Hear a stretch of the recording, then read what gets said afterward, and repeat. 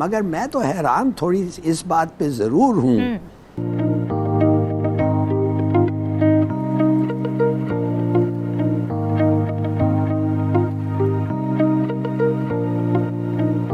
एक तरफ तो आपको पता है कि भारत के वज़ीर आज़म जो हैं वो यूएई में इंडिया का मुस्तकबिल डिसाइड कर रहे हैं और वो फैसले कर रहे हैं कि इंडिया ने किस डायरेक्शन में जाना है। 5वां ट्रिप है।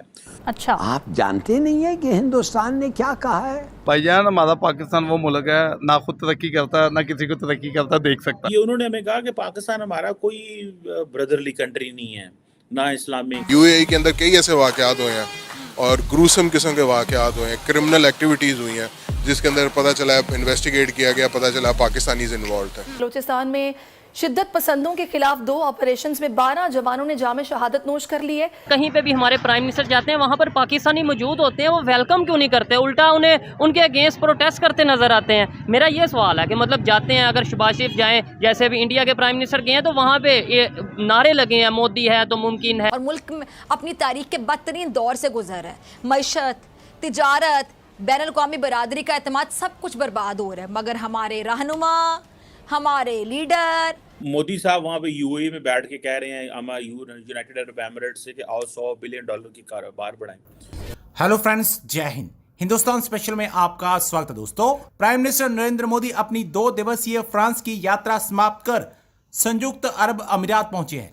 प्राइम मिनिस्टर मोदी का यूएई के राष्ट्रपति ने खुद एयरपोर्ट पर स्वागत किया।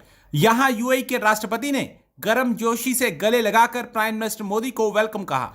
संयुक्त अरब अमीरात के राष्ट्रपति ने प्राइम मिनिस्टर मोदी को फ्रेंडशिप बैंड भी पहनाया, जिसकी वीडियो सोशल मीडिया पर खूब वायरल हो रही है। संयुक्त अरब अमीरात के राष्ट्रपति मोहम्मद बिन जायद अल नहयान और प्राइम मिनिस्टर नरेंद्र मोदी की उपस्थिति में भारत और संयुक्त अरब अमीरात के बीच समझौता ज्ञापन का आदान प्रदान किया गया।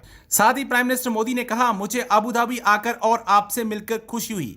गर्मजोशी से किए गए स्वागत के लिए और आपके द्वारा किए गए सम्मान के लिए मैं आपका धन्यवाद करता हूं।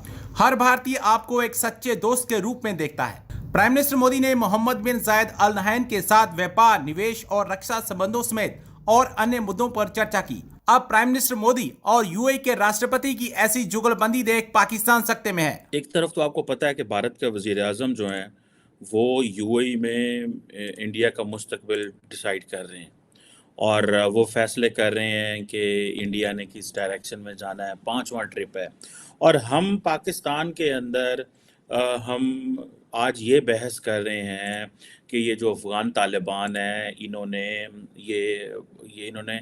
टीटीपी को पनाह दे के रखी हुई है। अब देखें कि कल पाकिस्तान की जो इंटर सर्विसेज पब्लिक रिलेशन है ISPR, उसने एक स्टेटमेंट जारी की और उन्होंने ये बताया कि अफ़गानिस्तान जो है वो कैसे पाकिस्तान के अंदर जो दहशतगर्दी हो रही है उस हवाले से उनकी साइलेंस पे बात की।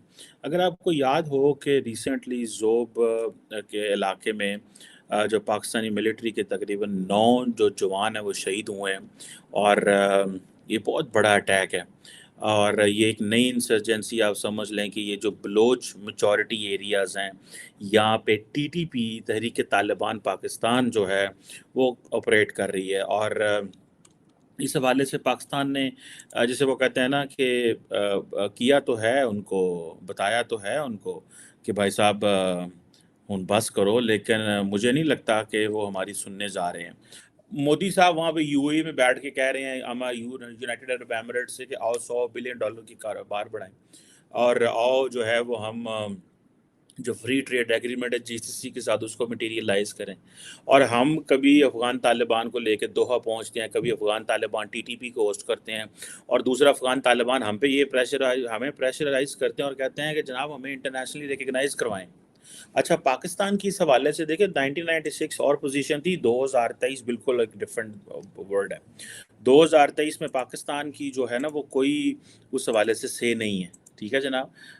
और सो मुझे ये लगता है कि पाकिस्तान की जो आर्म फोर्सेस हैं, मैंने ये पहले भी आपको याद कहा था, पाकिस्तान बड़ा जिसे कहते हैं ना बड़ी वो कर रहा है, हिचकिचाहट शो कर रहा है। अफ़गान तालिबान आपको पता है उन्होंने अभी तक किसी की भी कुछ भी नहीं सुनी। जो कि एक फैक्ट है। और हम इसी चीज़ में लगे हुए हैं कि नहीं इंशाल्लाह ठीक हो जाएगा, वो बेहतर हो जाएगा पहले से।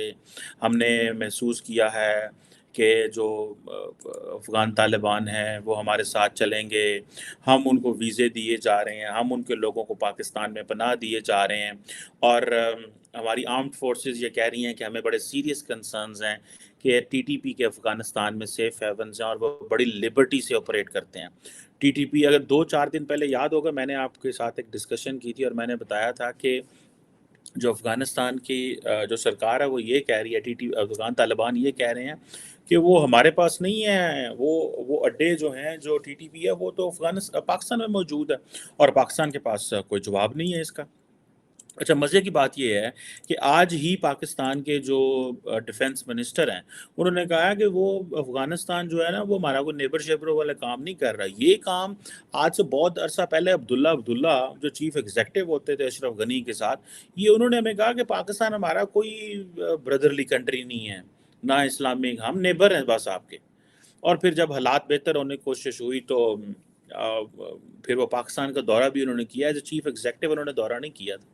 वो बड़े स्मार्ट प्लेयर थे, बड़े वो प्रो इंडिया थे बहुत ज़्यादा। और अब ख़ाजा हमारे डिफेंस मिनिस्टर ने क्या कहा, उन्होंने कहा जी अफ़गानिस्तान जो है ना वो अपनी एज ए नेबर अपनी ड्यूटीज़ को जो है ना वो नहीं कर रहा। और हम क्या कह रहे हैं, हम अफ़गानिस्तान के लिए पूरी दुनिया में जाके पैसे मांगने हैं कि यार ना दिला ठीक करो, ये अब हमारे गले पड़ गई ये सारा कुछ। तो इसकी रीज़न क्या है कि इसके पीछे क्या वजह हो सकती है कि पाकिस्तानियों को जो वो उतनी इज्जत नहीं दी जाती जितनी जो वो इंडियंस को दी जाती है, और पाकिस्तानियों को इतने टफ रूल्स रेगुलेशंस क्यों फॉलो करने पड़ते हैं? इसकी क्या रीज़न, आप क्या समझते हैं? देखें जी, बात बहुत सिंपल सी है कि एक घर में भी ना जब एक फैमिली होती है ना, सिर्फ उस बंदे की या उस बच्चे की ज़्यादा इज्जत होती है जो घर में कमाऊ पूत होता है, ठीक है। तो ये सेम इसी तरह ये दुनिया का रूल है कि अगर आप ये सारे पाकिस्तानी, मतलब पाकिस्तानियों की हालत ना इस वक्त अफ्रीकन कंट्री से भी बुरी हुई है, ठीक है। वहाँ पे लोग जाके स्लिप हो जाते हैं, ठीक है।